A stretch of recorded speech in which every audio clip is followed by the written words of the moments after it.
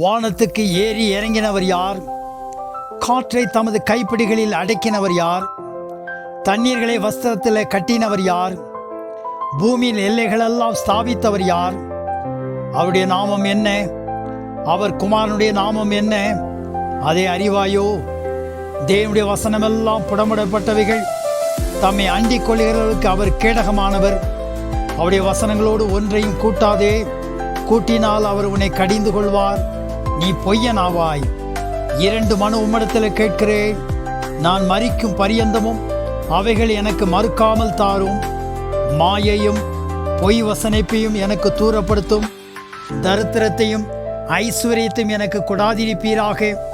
நான் பரிபூர்ணம் அடைகிறதினால் மறுதலித்து கர்த்தர் யார் என்று சொல்லாதபடிக்கும் தரித்திரப்படுகிறதுனாலே திருடி என் தேவனுடைய நாமத்தை வீணிலே வழங்காதபடிக்கும் என் படியை எனக்கு அளந்து என்னை போஷித்தருளும்.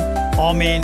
எங்கள் அன்பின் ஆண்டவரே, மனிதன் ஆகாரத்தினாலே மாத்திரமல்ல, தேவனுடைய வாயிலிருந்து புறப்படுகிற ஒவ்வொரு திருவசனத்தினாலும் பிழைப்பான் என்று சொன்ன விதமாக நீர் எங்களை கர்த்தாவே அனுதின வசனத்தினாலும் ஆகாரத்தினாலும் எங்களை போஷிக்கும்படியாக ஜெபிக்கிறோம். நீரே ஜீவாப்பமாயிருக்கிறபடினாலே ஸ்தோத்திரம். ஆசீர்வதியும். இயேசு கிறிஸ்து மூலம் ஜெபம் கேள் நல்ல பிதாவே. ஆண்டவரின் அன்பை பரப்ப லைக், ஷேர், சப்ஸ்கிரைப் மற்றும் கமெண்ட் பண்ணுங்க.